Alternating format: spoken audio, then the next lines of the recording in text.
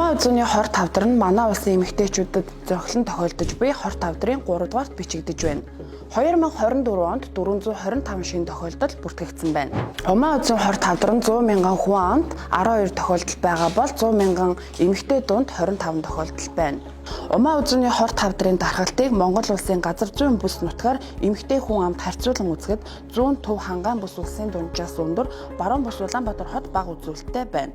Умаа үзүүний хор тавдрыг ихэнх үед оншилж дэмжиж чадвал бүрэн идэгрэх боломжтой бөгөөд хүндэрсэн тохиолдол хэдгээр үедээ байгаагаас шалтгаалan идэгрэх магадлал буурдаг байна.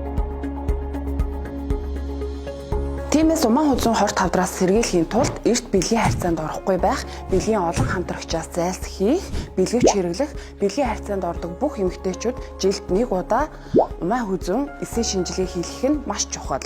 Ялангуяа төрсний дараа тогтмол шинжилгээ хийлгэж байх хэрэгтэй бөгөөд ихэнх үед нь онцлох нь маш чухал гэдгийг эмч мэрэгчлэнүүд зөвлөж байна.